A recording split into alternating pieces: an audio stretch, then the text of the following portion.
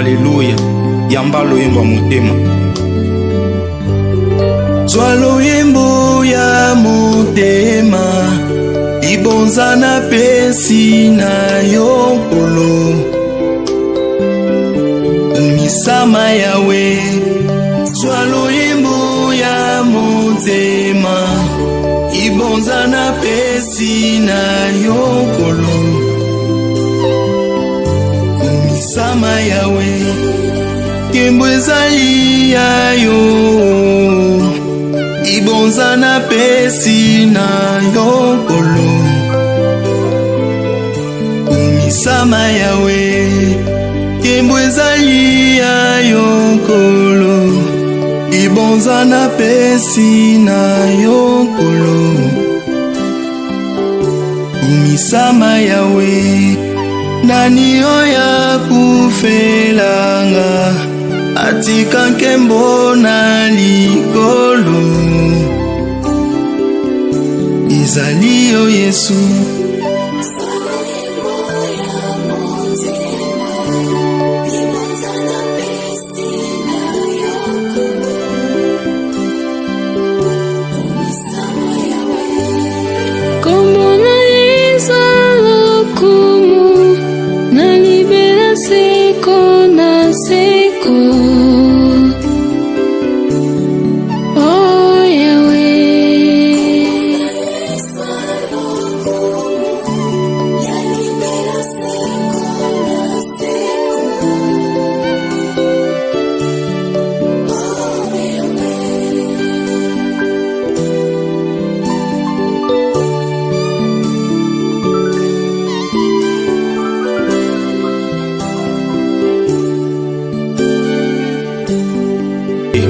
Alléluia. Yamba loyemba motema.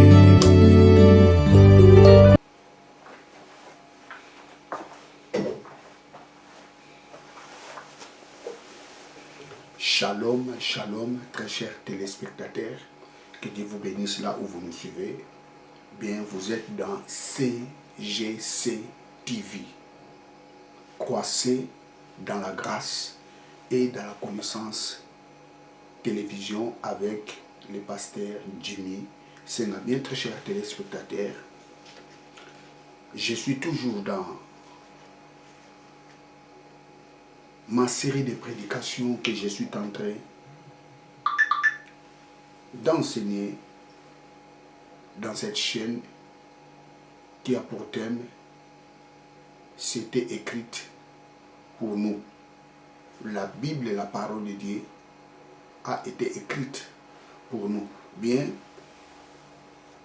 aujourd'hui c'est la 5e partie et je crois fermement vous serez énormément bénis en suivant toutes ces séries de prédications. Bien, je commencerai par la prière avant d'attaquer les taureaux sur ses cornes. Éternel Dieu, merci pour ces privilèges que tu m'as accordés pour prêcher ta parole. Laisse que ce message apporte un plus à tous ces associés qui suivront cette prédication. Je te rends toute la gloire au nom de Jésus-Christ, notre Seigneur et notre Sauveur. Amen. C'était écrite pour nous. La Bible est la parole de Dieu. Ce livre a été écrit pour nous instruire. Lisons encore ce passage que je lis souvent. 1 Corinthiens chapitre 6. Plutôt 1 Corinthiens chapitre 10, verset 6. Épître aux Corinthiens. Épître aux Corinthiens, chapitre 10.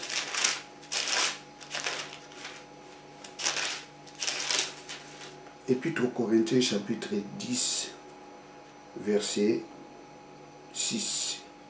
Or, ces choses arrivèrent comme un type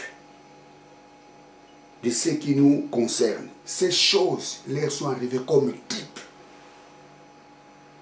de ce qui nous concerne, afin que nous ne convoitions pas des choses mauvaises comme ceux-là aussi ont convoité. Prenons le verset 11.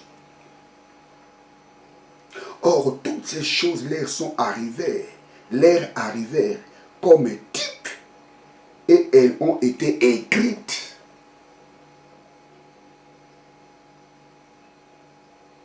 pour nous servir d'avertissement. Ces choses ont été écrites pour nous avertir. C'est-à-dire, c'est pour nous instruire. C'est pour nous donner de la connaissance. Je relis encore. Le verset 6. 1 Corinthiens 6, virgule 11. Verset 6. Or, ces choses arrivèrent comme type de ce qui nous concerne, afin que nous ne convoitions pas des choses mauvaises comme ceux-là aussi ont convoité. On prend le verset 11. Or, toutes ces choses toutes ces choses leur arrivèrent comme un type, et elles ont été écrites pour nous servir d'avertissement, pour nous avertir, pour nous servir d'exemple, pour nous instruire. La Bible a été écrite pour nous instruire. Donc la Bible est une notice pour les chrétiens. C'est notre mode d'emploi. Comme je vous ai dit, dans les médicaments, il y a la notice. Comment prendre ces médicaments? Il y a des instructions qui sont dans la notice. Tu ne peux pas prendre les médicaments hors la notice. Là, tu peux tomber dans les surdosage. Et ce qui est dangereux.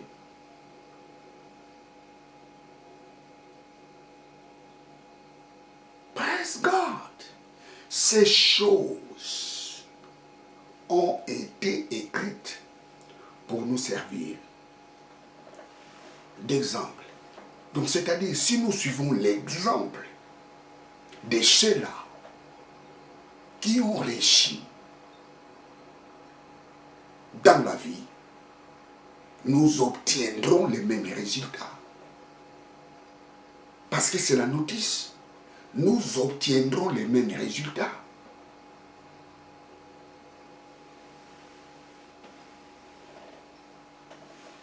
Les gens qui ont obtenu les miracles dans la Bible,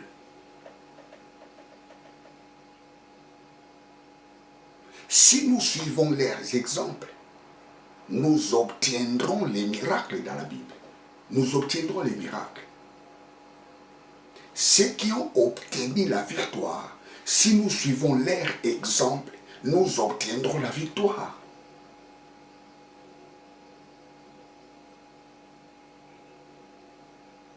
Ceux qui ont échoué, et les gens qui veulent échouer, s'ils veulent suivre leur exemple, ils finiront comme eux. Oh, come on. Je relis 1 Corinthiens. C'est très important. 1 Corinthiens 10, 11. Nous allons lire le verset 11. Bon, pour une meilleure compréhension, je vais commencer au verset 6 et puis je saute au verset 11. Verset 6. Or, ces choses arrivèrent comme un type de ce qui nous concerne, afin que nous ne convoitions pas des choses mauvaises comme ceux-là aussi ont convoité. Verset 11. Or, toutes ces choses leur arrivèrent comme type et elles ont été écrites pour nous servir d'exemple, pour nous servir d'avertissement, c'est pour nous instruire. Alors nous allons étudier quelques personnages dans la Bible. Dans la Bible, nous voyons les gens qui ont expérimenté les miracles dans leur vie. Alors, qu'est-ce qu'ils ont fait pour obtenir les miracles? Qu'est-ce qu'ils ont fait pour toucher les miracles dans leur vie? Ici, nous sommes dans les temps de Jésus. Les gens qui ont touché les miracles dans le ministère de Jésus, qu'est-ce qu'ils avaient fait? Qu'est-ce qu'ils avaient fait? Parce que la Bible, c'est notre notice. Ces choses ont été écrites pour nous avertir. Ces choses ont été écrites pour nous instruire. Donc la Bible n'était pas écrite pour rien. La Bible était écrite pour nous servir d'exemple. Ésaïe 51d. Ésaïe 51d. Le livre d'Ésaïe 51d. Le livre d'Ésaïe, chapitre 51, verset 2.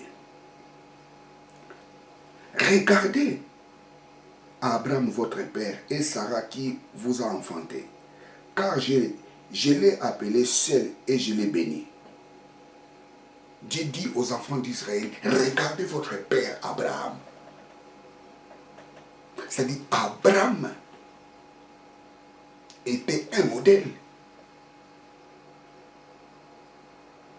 J'ai appelé Abraham seul et je l'ai béni.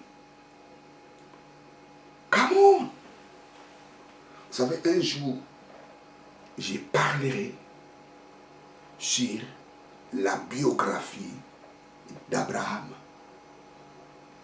le père de la multitude des nations. Je parlerai sur cet homme. La Bible dit, regardez Abraham, votre père. C'est-à-dire, lorsque la Bible nous dit de regarder une personne, ça signifie et regardez son exemple. Suivez son exemple. Il était seul, je l'ai béni. Waouh, waouh, waouh, waouh, waouh, waouh, waouh, waouh, waouh, waouh. Les gens qui ont obtenu les miracles dans le ministère de Jésus, qu'est-ce qu'ils avaient fait? Qu'est-ce qu'ils avaient fait pour obtenir ce miracle? Quelques-uns me diront, oh non, c'est la grâce. Ces gens avaient la grâce, c'est pour cela ils ont obtenu les miracles. Tout le monde n'avait pas cette grâce, seulement ces gens-là qui avaient la grâce. Moi, je dis non. Moi, je dis non. Les miracles, si tu les cherches, tu les trouveras. J'ai dit, si tu cherches les miracles dans ta vie, tu les trouveras.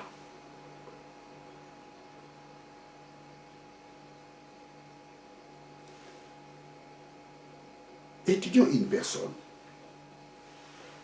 dans la Bible.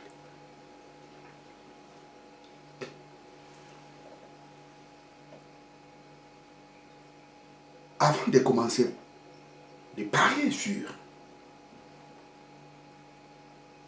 les personnages qui ont expérimenté les miracles dans le ministère de Jésus, la première chose que vous devez savoir, que tout est possible à Dieu. C'est très important. Tout est possible à Dieu.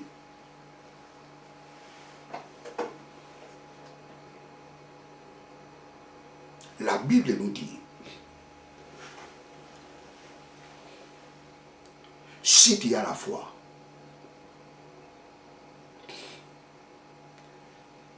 tu transporteras les montagnes. C'est-à-dire, si tu as la foi, l'impossible viendra possible. Lorsque la Bible dit, si quelqu'un qui a la foi et ne doute pas, s'il dit à cette montagne, ôte-toi de là et jette-toi. S'il ne doute pas, la montagne obéira. C'est-à-dire, Jésus-Christ nous dit ici, si tu as la foi, l'impossible sera possible. Ça, c'était un langage de métaphore de Jésus. Les choses impossibles peuvent devenir possibles si tu as la foi. Vous savez, très chers téléspectateurs, je vais vous dire une chose. Les miracles se réalisent lorsqu'il y a les contacts de deux fois. La foi A plus la foi D. Lorsque ces deux fois fait un contact, les résultats, c'est les miracles. Ça, c'est la première chose. Les miracles égalent les contacts entre la foi A et la foi B. Ces contacts qui créent les miracles. Toi, tu as la foi. Moi, j'ai la foi. Ces deux fois se mettent ensemble. Ces deux fois fait un contact. Les résultats, c'est les miracles. Jésus dit, si tu as la foi, ça signifie, toi qui veux avoir, toi qui veux trouver la solution dans ta vie, tu dois avoir la foi. Et moi, qui te prêche la parole de Dieu, je dois aussi avoir la foi. Ta foi plus ma foi crée les miracles. Les contacts entre ma foi et ta foi créera des miracles.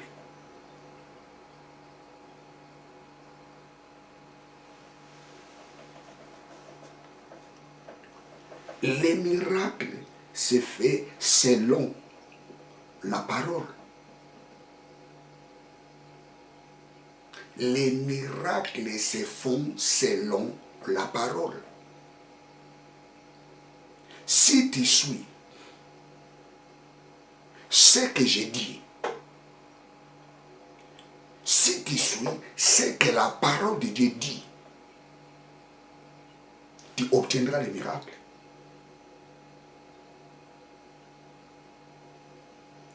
Luc chapitre 5, versets 5 à 10. Ici, nous avons l'histoire de Pierre. Pierre a fait toute la nuit sans pourtant attraper même un petit poisson. Lui qui était un professionnel. Vous savez, Pierre était un professionnel. C'est un professionnel de la pêche. C'est-à-dire que tu ne peux rien enseigner à Pierre sur la pêche. Parce qu'il est grandi dans ce milieu. C'est un professionnel. Et il est arrivé un jour. Pierre a fait toute la nuit sans pourtant attraper un poisson. Vous savez, lorsqu'un pêcheur te dit que la journée d'aujourd'hui n'était pas bonne, il faut lui croire. Parce que les pêcheurs, ce sont des professionnels. Luc 5. Luc 5. Luc chapitre 5, verset 5.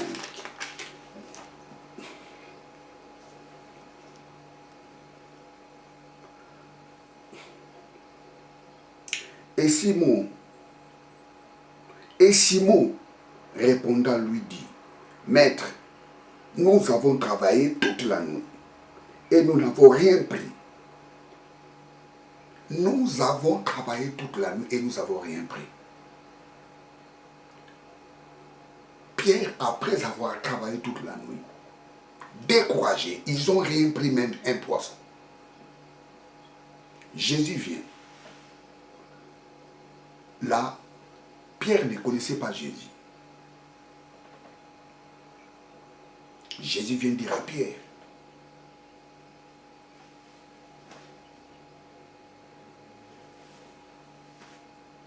je vais monter avec toi.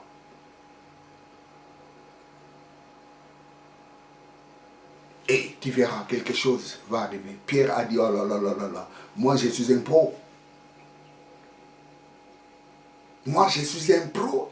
Je connais ces domaines. Lorsque Pierre dit, j'ai travaillé toute la nuit, ça signifie, Pierre se justifie. Que moi je suis un professionnel. Toute la nuit je n'ai pas travaillé.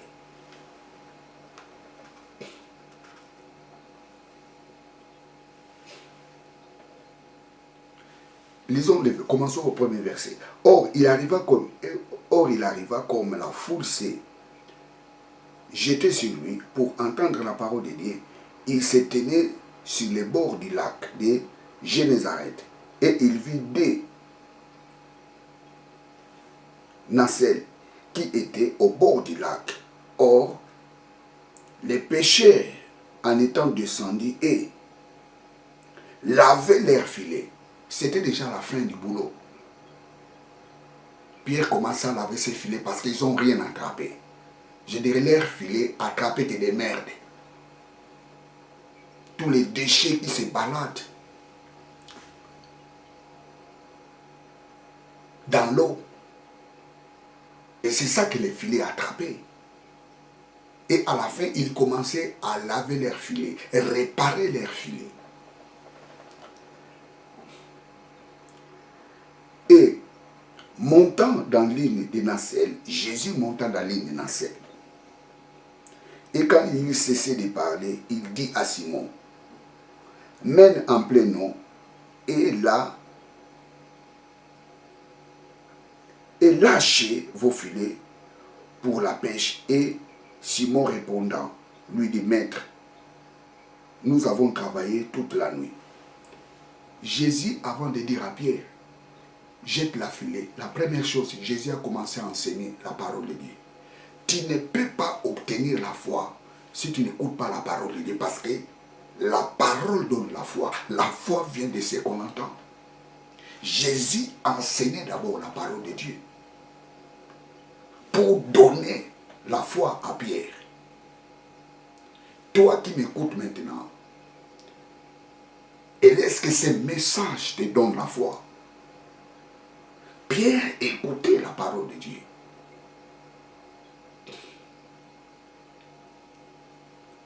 Jésus dit à Pierre, monte et lâche tes filets, lave-moi au fond de la mer.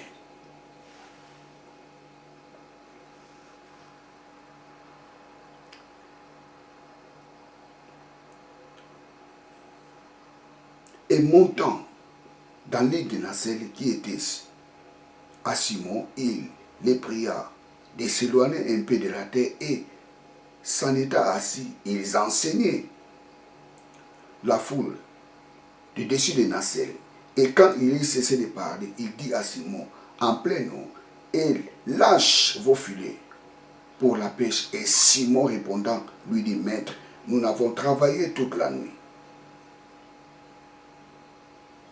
et nous n'avons rien pris. Mais sur ta parole, Jésus dit, lâche ta filet. Lâche les filets. Pierre dit, Maître, nous avons travaillé toute la nuit. Mais sur ta parole, Jésus a dit à Pierre, lâche ou jette ton filet au fond de la mer. Pierre a dit,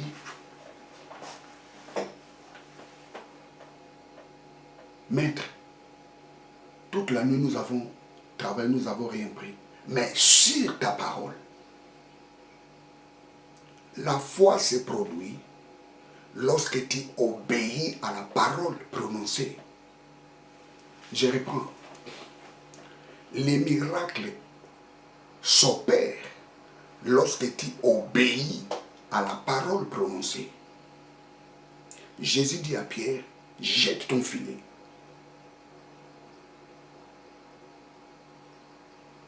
Pierre obéit à la parole. Pierre dit quoi? Toute la nuit, j'ai travaillé, j'ai rien pris. J'ai rien pris. Mais sur ta parole, je vais jeter la filet. Je jetterai les filets sur ta parole. Je jetterai les filets comme ta parole dit.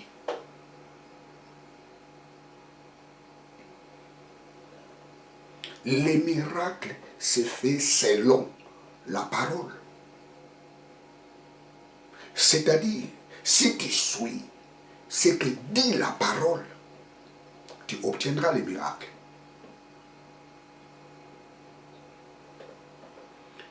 Pierre a jeté les filets. Quels étaient les résultats?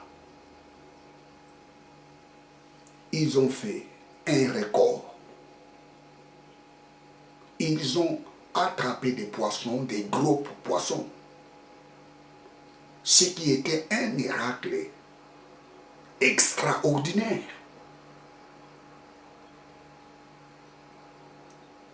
Pierre a dit sur ta parole.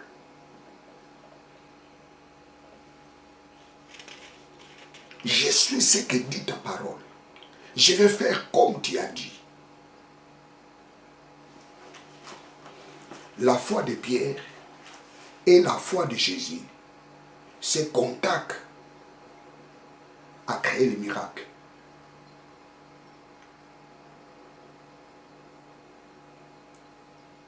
La foi de Pierre et la foi de Jésus, le contact de ces deux fois a créé le miracle.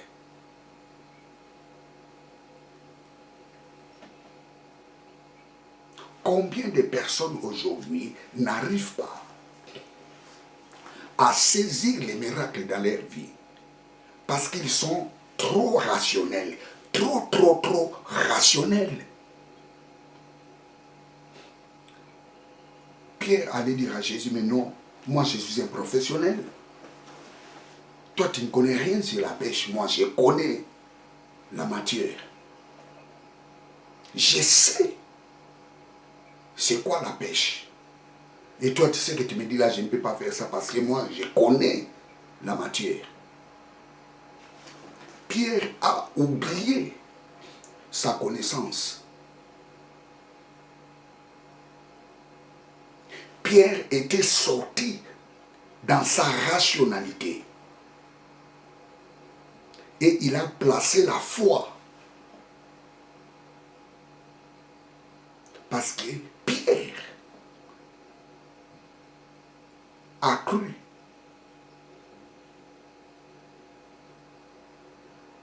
À la parole que Jésus avait prononcée. La foi de Pierre, plus la foi de Jésus, le contact de ces deux fois a créé les miracles. Tu ne peux pas obtenir les miracles si tu es rationnel. Oh là là là, mais non. Oh, mon médecin m'a dit, toi tu es qui pour dire le contraire? Le médecin a dit que cette maladie est incurable.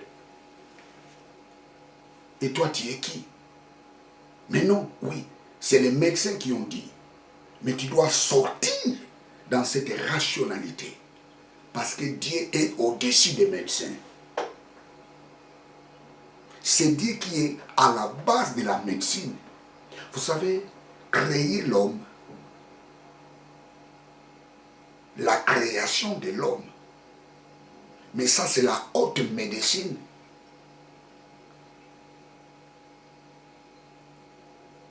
C'est Dieu qui a créé tous les organes de l'homme, les cellules. savez, lorsque j'ai parlé de la cellule, les gens qui étaient à l'école, savent qu'est-ce que signifie une cellule.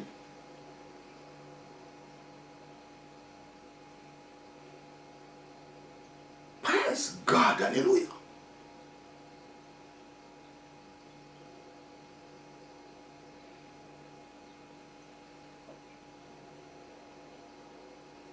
Dieu a créé l'homme. Il connaît tous les organes qui se trouvent dans l'homme. Il sait comment guérir chaque organe qui se trouve dans le corps de l'homme.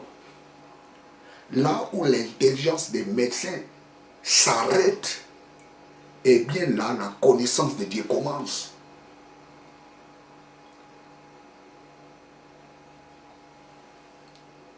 Pierre, professionnel dans la matière,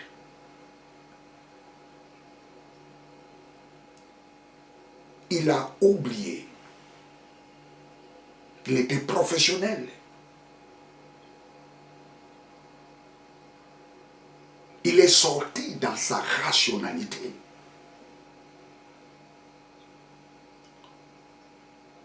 Pour entrer dans le monde de la foi. Sur ta parole. Parce que par rapport à ma connaissance, la journée est déjà morte. Mais sur ta parole, je jetterai le filet. La foi de Jésus, plus la foi de Pierre, les contacts de ces deux fois, c'était une explosion qui était le miracle.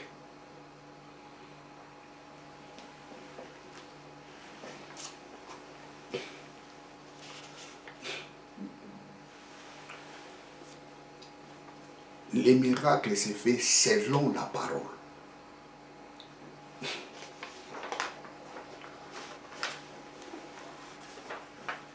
Lorsque tu obéis à la parole, ça signifie que tu as la foi.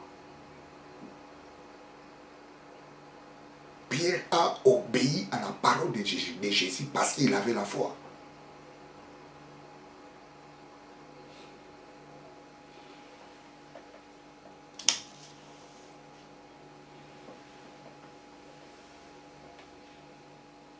Ne regarde pas ce que les médecins t'ont dit pour limiter la puissance de Dieu. Ne regardez pas ce que les gens t'ont qualifié, mais regarde la puissance de Dieu.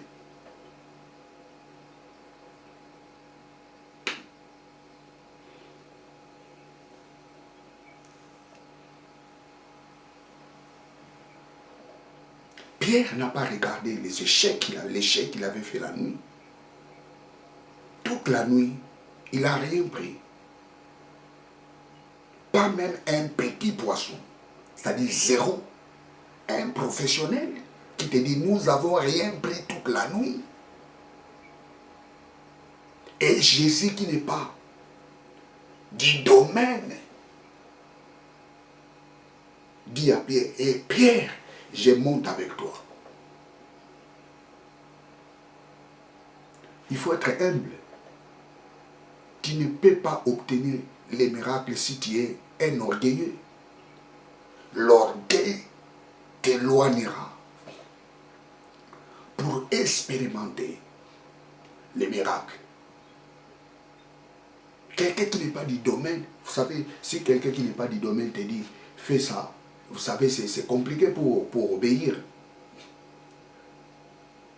C'est compliqué. Quelqu'un qui n'est pas du domaine, lorsqu'il te dit quelque chose, mais c'est compliqué. Mais regardez Pierre. Comme il avait la foi, qu'est-ce qu'il a dit? Selon ta parole. Parce que selon moi, c'est déjà morte. C'est déjà mort, la journée est morte, selon moi. Mais selon ta parole, je jetterai les filets, la foi.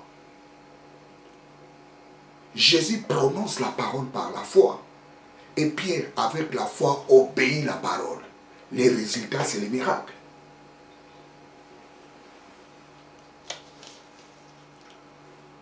Regardons encore une autre personne dans la Bible.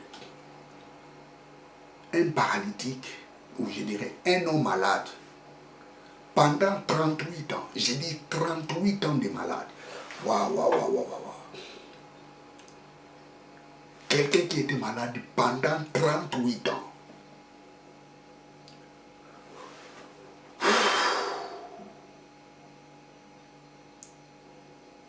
Pendant 38 ans, cette personne était toujours malade.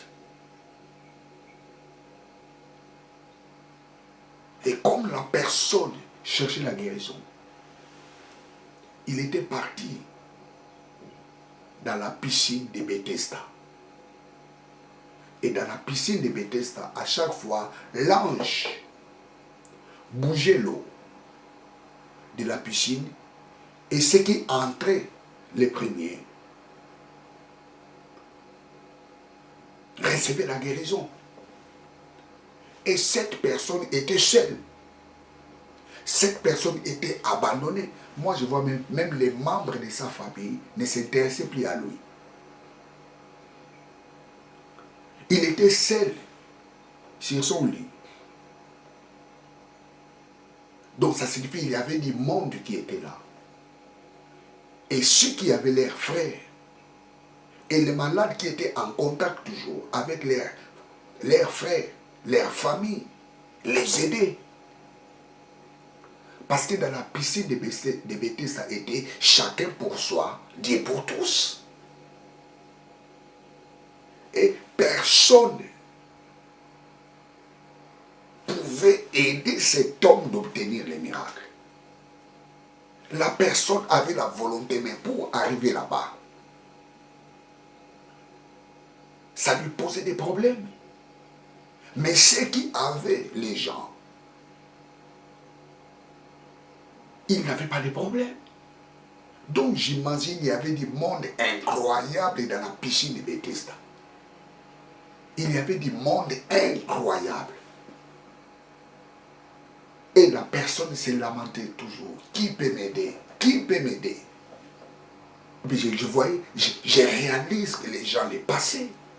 Parce que c'était sauf qui paie. Chacun pour soi, Dieu pour tous. C'est ça le monde. C'est ça l'image du monde. Chacun pour soi, Dieu pour tous. Ça c'est le monde.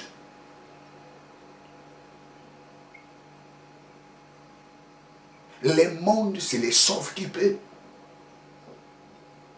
Le monde c'est chacun pour soi, Dieu pour tous.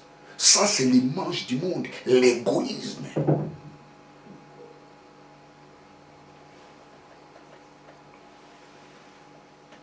Cet homme était sur son lit. Jésus s'approche vers cet homme. Et posons-nous la question, pourquoi Jésus s'est approché vers cet homme? Parce que Dieu avait un plan pour lui. Écoutez, toi qui me regardes, peut-être ton problème dure longtemps. Dieu ne t'a pas oublié. Tu es dans les plans de Dieu.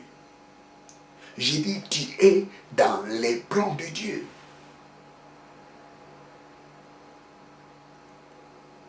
Il y avait plusieurs malades dans la piscine de Bethesda. Mais Jésus était venu vers cet homme, délaissé, abandonné par sa famille, abandonné par ses camarades, abandonné par ses parents, abandonné par ses enfants, s'il avait des enfants, abandonné. La Bible me dit pendant 38 ans, je ne sais pas s'il avait quel âge.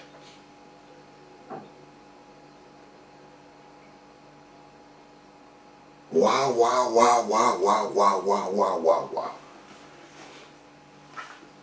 Nous allons lire ça, Jean 5.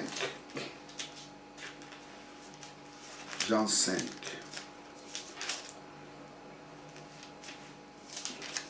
Jean 5d.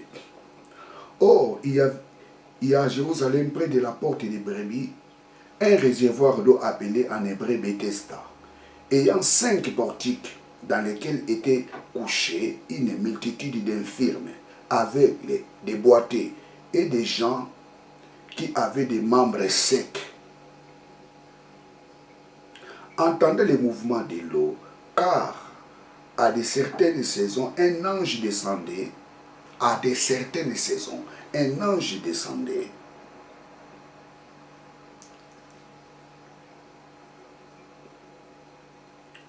Mouvement d'eau, car à de certaines saisons, un ange descendait dans les réservoirs et agitait l'eau. Les premiers donc qui entraient après que l'eau avait été agitée étaient guéris de quelques malades. De quelques malades qu'il fut pris. Or, il y avait là un homme infirme depuis 38 ans. Depuis 38 ans, my God, depuis 38 ans, je vois la souffrance de cet homme pendant 38 ans. Imagine-toi quelqu'un qui est malade pendant 38 ans.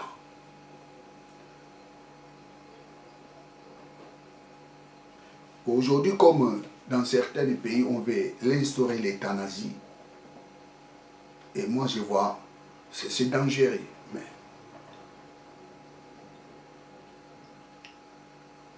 d'autres personnes allaient dire, bon, toi, rien ne marche, comme tu souffres beaucoup, c'est mieux qu'on te tue légalement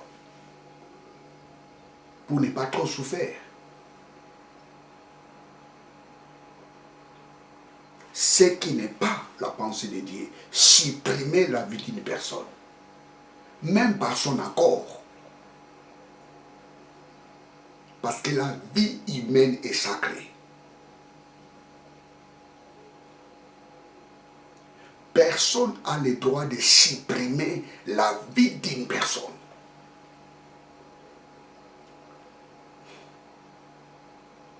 Pendant 38 ans, cet homme était dans la souffrance.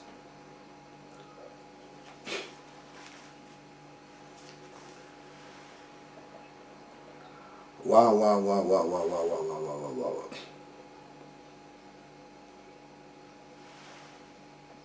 Et Jésus les voyant couchés et sachant qu'il était dans cet état déjà depuis longtemps, lui dit, veux-tu être guéri? Jésus savait qu'il était malade pendant longtemps. Et Dieu sait, tu souffres pendant longtemps. Dieu sait ton problème dure pendant longtemps. Dieu sait. Jésus pose la question à cet homme. Que veux-tu que je te fasse? Écoutez la personne. Écoutez la réponse de la personne. Jésus, sachant qu'il était malade pendant longtemps, Jésus pose la question à la personne. Que veux-tu que je te fasse?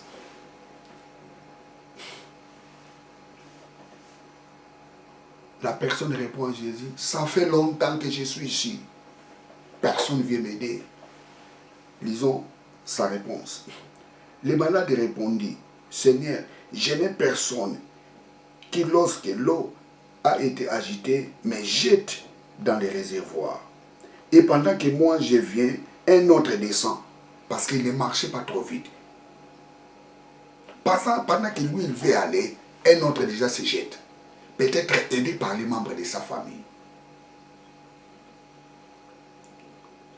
C'est-à-dire, cet homme ne pensait même pas que Jésus pouvait le guérir. Donc cet homme allait dire à Jésus, aide-moi.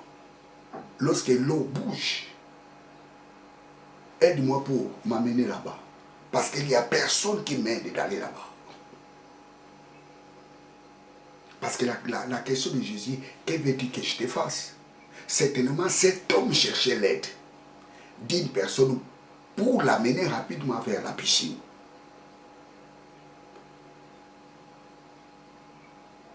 Cette personne allait dire tout simplement, oui, je veux qu'une personne m'aide. La personne commence à rencontrer son histoire. Ça fait longtemps que je suis ici. Ça fait longtemps cette maladie. Rien ne marche dans ma vie. Ça fait longtemps que j'ai toujours des problèmes. Ça fait longtemps, ça fait longtemps, ça fait longtemps, ça fait longtemps. Dieu te pose la question, que veux-tu qu'il fasse de toi? Sois direct. Dieu te pose la question parce qu'il sait déjà que tu as les problèmes. Dieu n'a pas besoin que tu lui dises les parcours de ta vie parce qu'il sait. Il sait comment est-ce que tu es arrivé là. Il te pose la question, que veux-tu que je te fasse? Waouh, waouh, waouh, waouh, waouh, waouh. Quand certaines personnes, selon des années, c'est les saisons, l'homme infirme, voilà, l'eau avait été agitée et était guéri de quelques malades qu'il fit pris. Or, il y avait là un homme infirme depuis 38 ans.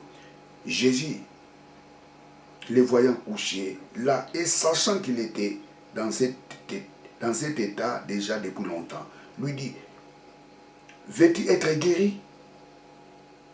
Veux-tu être guéri? Les malades lui répondirent, Seigneur, je n'ai personne qui, lorsque l'eau a été agitée, me jette dans les réservoirs. Et pendant que moi, je viens, un autre descend avant moi. Jésus lui dit, lève-toi, prends ton lit et marche. Les problèmes commencent ici. Jésus lui dit, veux-tu être guéri? Oh non, ça fait longtemps que je suis ici. Ça fait longtemps que je suis ici et rien ne marche. Ça fait longtemps que personne ne vient m'aider. Veux-tu être guéri? Waouh, waouh, waouh, waouh, waouh, waouh, waouh, waouh, waouh. Veux-tu être guéri? Veux-tu que les choses changent dans ta vie? Veux-tu expérimenter la gloire de Dieu dans ta vie?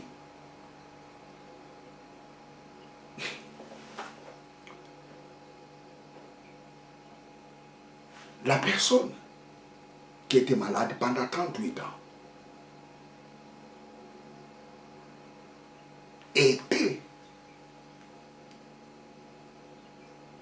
dans cette situation-là, dont plusieurs personnes aussi les trouvent aujourd'hui, se trouvent dans cette situation. Les gens qui se lamentent à chaque moment, Dieu te pose la question, veux-tu être guéri? Oh non, ça ne sert à rien parce que le médecin m'a dit déjà que c'est fini. Cette maladie est incurable. J'entends qu'il m'a mort. Eh bien, lorsque quelqu'un dit déjà comme ça, c'est fini. Dieu est au-dessus de la médecine. Dieu est au-dessus des problèmes que tu es en train de traverser. Veux-tu être guéri?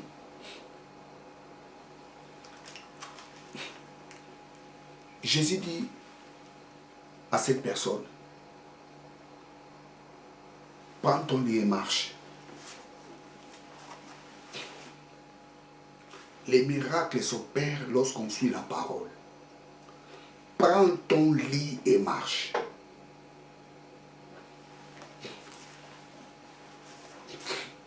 La personne qui était couchée sur son lit, Jésus vient et lui dit, prends ton lit et marche.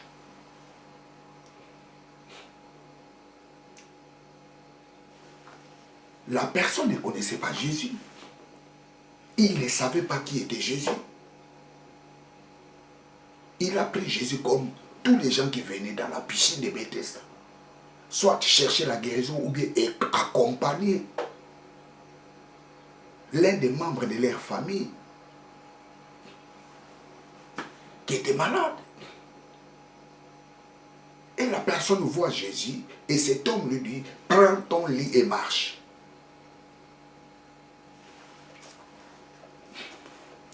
Cette personne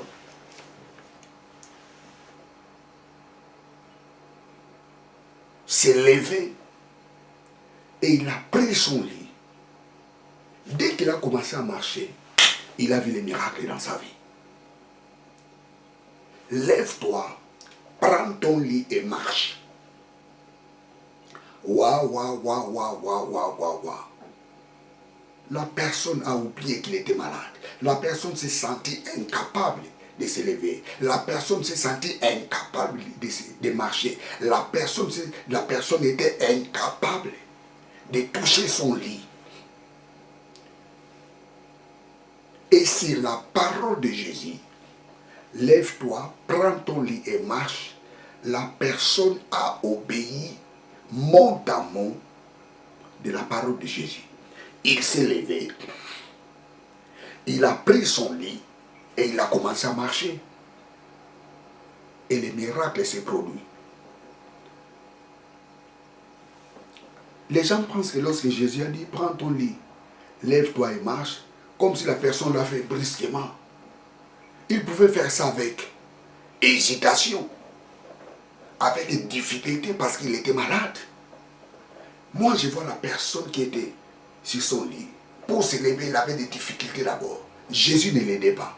Jésus les regarde, il dit, prends ton lit, lève-toi et marche.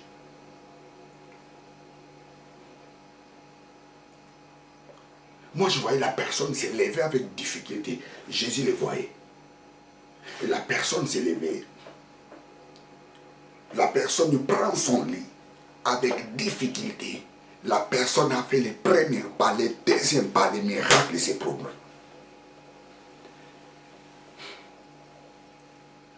Lorsqu'on obéit à la parole, les miracles obéissent. Lorsque tu obéis à la parole, les miracles s'opèrent.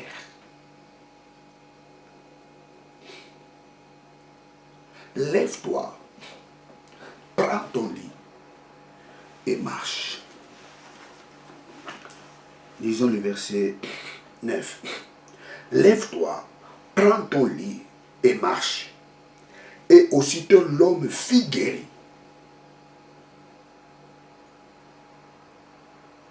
Ce n'est pas lorsque Jésus a dit, lève-toi, prends ton lit et marche, directement la personne a fait ça. Non, non, non, non, non, ce n'était pas comme ça. La personne était malade. Il a forcé, il a fourni l'effort de se lever. Moi, je vois la personne trembler lorsqu'il s'est levé. Jésus aussi ne l'aidait pas. Jésus les regardait. Ça, c'est la foi. La personne se levait par la foi parce qu'il a cru à la parole. Lorsque tu crois à la parole, il y a la force surnaturelle de Dieu qui se manifeste. Jésus le voyait. La personne se lève avec difficulté. Il prend son lit avec difficulté. Il fait les premiers pas des miracles. La Bible nous dit, aussitôt il fut guéri. C'est la même chose avec Pierre. Il a obéi à la parole. Lorsque tu obéis à la parole, les miracles s'opèrent. Ta foi, plus ma foi, crée des miracles. Moi, j'ai la foi. Et soit toi, si tu as la foi, ma foi plus ta foi créera les miracles. Si tout ce que je prêche, tu ne le crois pas, rien qui va se passer dans ta vie. Les miracles, c'est les contacts entre la foi A et la foi B. Les contacts de ces deux fois, créent des miracles.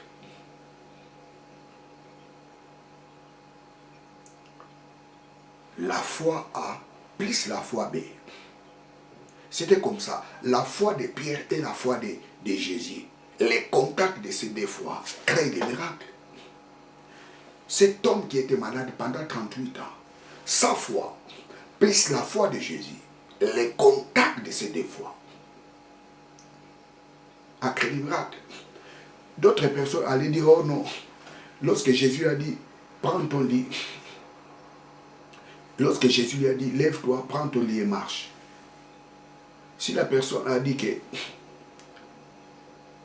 je suis incapable de se lever, la personne n'aura pas obtenu sa guérison. Si l'homme qui était malade pendant 38 ans avait répondu à Jésus que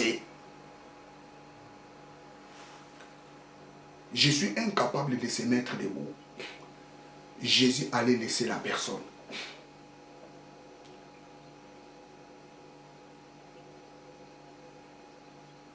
Jésus allait laisser la personne. Jésus savait qu'il était malade. La personne n'a pas voulu dire à Jésus, aide-moi pour que je me mette debout.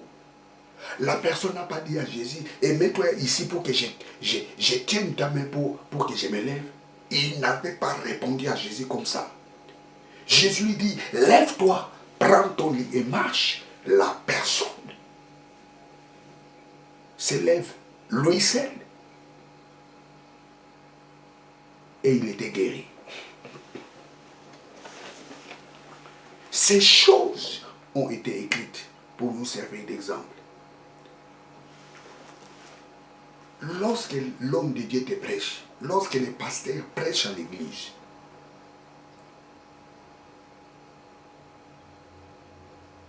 tu dois croire à cette parole.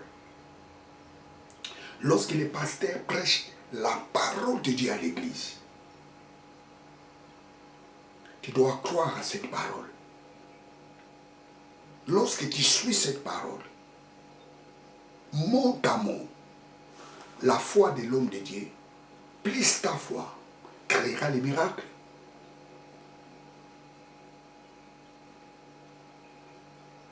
Waouh, waouh, waouh, waouh, waouh, waouh, waouh, waouh, waouh, waouh, waouh, waouh, waouh, waouh.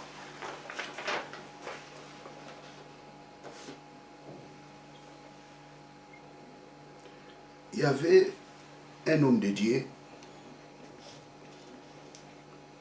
C'était une histoire. Un homme de Dieu nous rencontrait. Ou je dirais, oui c'est ça, un homme de Dieu nous racontait une histoire. Il était dans une campagne d'évangélisation. Il priait pour les malades. Et il avait vu un enfant qui était là. L'homme de Dieu ne savait pas comment était l'enfant. L'homme de Dieu s'approche.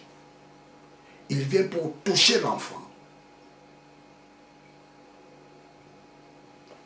Les parents de cet enfant disent à l'homme de Dieu, non, il ne faut pas lui lever comme ça parce qu'il a un seul pied. Si tu le laisses comme, si tu le lèves, si tu le laisses, il va tomber. Dès que les parents ont dit comme ça à l'homme de Dieu, l'homme de Dieu était déçu.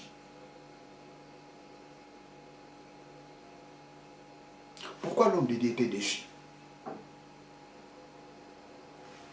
Parce qu'il y avait un miracle que Dieu voulait faire dans la vie de cet enfant. Parce que l'homme de Dieu, lorsqu'il s'approchait devant cet enfant, il ne savait pas que l'enfant avait une seule jambe.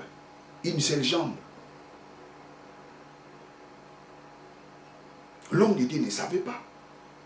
Et l'homme de Dieu s'approche vers cet enfant. Il veut prendre l'enfant. Les parents disent à l'homme de Dieu non. Si tu le prends, tu le mets là, il va tomber parce qu'il a une seule jambe. Manque de foi. C'est Dieu qui a créé les deux jambes. Il est capable de faire ressortir une autre jambe. Oh là là là là là là là là là là là, quel mensonge, quel mensonge. Quel mensonge, quel mensonge. Oh là là là là là là, ça c'est du n'importe quoi. Et ce n'est pas du n'importe quoi. Les cires naturelles existent. Le Dieu qui ressuscite les morts, il est capable de faire sortir une jambe. Oh my God. Le Dieu qui ressuscite les morts, il est capable d'ouvrir les yeux d'un aveugle. Toutes ces choses ont été écrites pour nous servir d'exemple. En grec, c'est le mot toupos, modèle. Tu dois sortir dans la rationalité. Tu dois comprendre Dieu est au-dessus de toutes choses.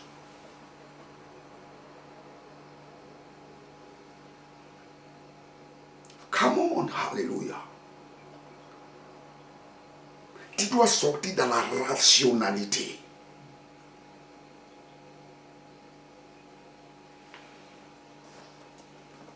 Ces choses ont été écrites pour nous servir d'exemple. Pour terminer, la femme, je dirais la veuve, dont son mari était l'un des fils des prophètes. Au temps du prophète Élisée, cet homme qui était connu par les prophètes Élisée était endetté.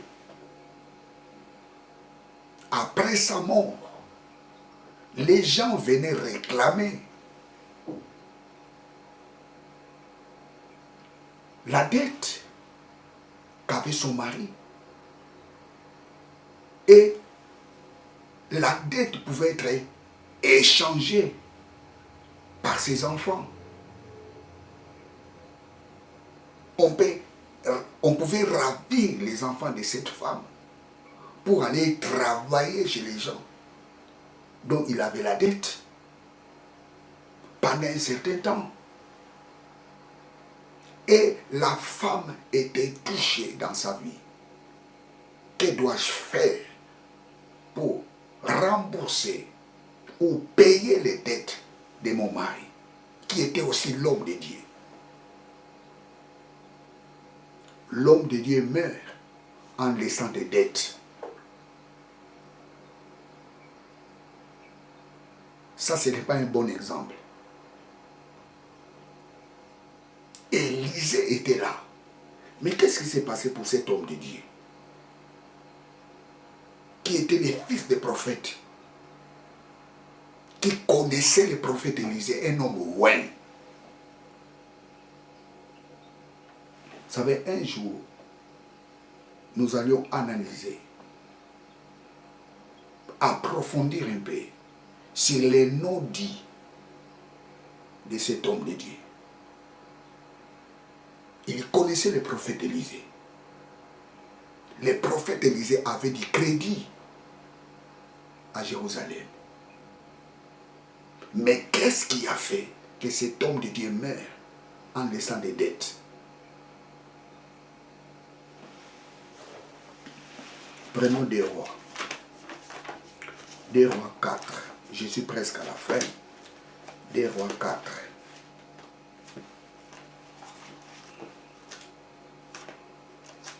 Des rois 4. Des rois 4. Versets 1 à 6. Et une femme d'entre les femmes des fils, une femme d'entre les femmes des fils des prophètes cria à Élisée disant: ton serviteur, mon mari est mort. Ton serviteur, mon mari est mort. Ça signifie son mari était le serviteur du prophète Élisée. Et tu sais que ton serviteur craignait l'Éternel. Élisée connaissait cet homme. C'est un homme qui craignait l'Éternel. Comment quelqu'un qui craint l'Éternel peut mourir en laissant des dettes? Vous savez, dans la Bible, il n'y a pas la compromission. La Bible a tout dit. Est-ce que tu veux être l'exemple de cet homme de Dieu qui meurt en laissant des dettes? Moi, je dis que ça, ce n'est pas un bon exemple. Ça, ce n'est pas un bon exemple. Parce que ces choses ont été écrites pour nous servir de toupos, des modèles.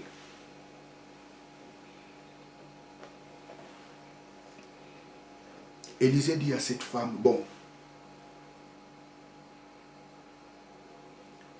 tu demandes des vases à tes amis,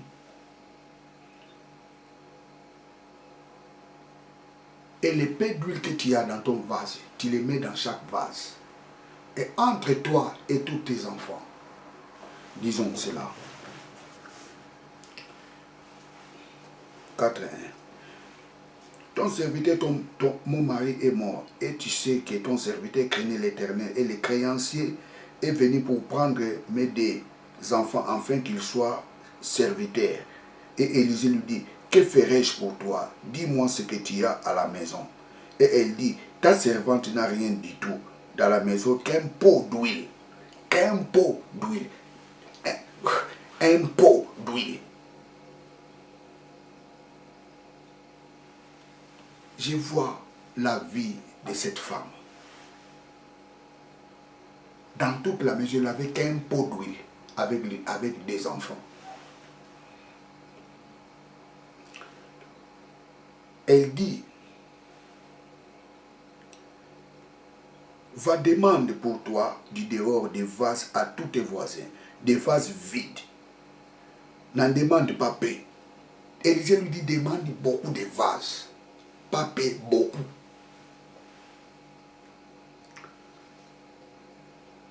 Et rentre et ferme la porte sur toi et sur tes fils, et verse dans tous ces vases, et ôte ceux qui seront remplis. Et il s'en alla auprès de lui, et elle ferma la porte pour elle. Et sur ses fils, ceux-ci lui apportaient des vases, et elle versait, et il arriva que quand les vases furent remplis, elle dit à son fils, apporte-moi encore un vase. Et il lui dit, il y a plus de vases, et l'huile s'arrêta. La femme a demandé beaucoup de vases. Et à chaque fois, les vases étaient remplis. Il donnait. À chaque fois, les vases se remplissaient. Il donnait à ses enfants. Et l'huile s'arrêta lorsqu'il y avait pris des vases. Et la femme a payé sa dette. Cette veuve a expérimenté les miracles parce qu'il a obéi la parole de l'homme de Dieu. Demande des vases, la femme a demandé des vases.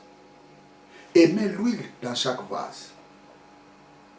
C'est-à-dire, la peau de la femme était devenue la source de l'huile. C'est-à-dire, l'épée d'eau qui était dans la peau, lorsqu'il versait dans une vase, l'huile qui était dans la peau ne finissait pas, ça coulait toujours. Et lorsque les vases étaient pleins, on lui donnait une autre vase. Et l'huile s'arrêta lorsqu'il n'y avait plus de vases. Ça, c'est le miracle. Les miracles s'opèrent lorsque tu obéis à la parole. La foi de l'homme de Dieu, plus ta foi, les contacts de ces deux fois créent les miracles. Bien, je suis à la fin de ma prédication. Dieu est le Tout-Puissant. Il est capable de faire ce que les gens n'ont pas pu faire dans ta vie. Il est un Dieu surnaturel. Il fait ce qui dépasse l'entendement des gens. Là où l'intelligence des gens limite, c'est là où commence la puissance de Dieu. Et toi qui me suis maintenant, je proclame ta guérison au nom de Jésus. Reçois la faveur de Dieu au nom de Jésus. Là où tu sentais mal, je proclame la guérison au nom de Jésus. Laisse que l'abondance coule dans ta vie au nom de Jésus. Laisse que les choses changent dans ta vie au nom de Jésus. Laisse que les portes s'ouvrent dans ta vie au nom de Jésus. Laisse que la paix entre dans ta maison au nom de Jésus. Laisse que la gloire de Dieu se manifeste dans ta vie au nom de Jésus. Tous les mouvements que tu ne faisais pas avant, faites-les maintenant. Si tu avais mal au genou, commence à bouger ton genou. Si tu avais mal au cou, commence à bouger ton cou. Si tu avais un œil qui ne voyait plus bien, touche ton œil et vois maintenant au nom de Jésus. Reçois la guérison au nom de Jésus. Praise God, hallelujah. Oui, tu es guéri. Oui, tu es guéri. J'ai dit oui, tu es guéri. Et n'oubliez pas de faire les témoignages pour la gloire de Dieu. Bien, vous étiez avec le pasteur Jimmy Senga. Que Dieu vous bénisse abondamment. Ciao.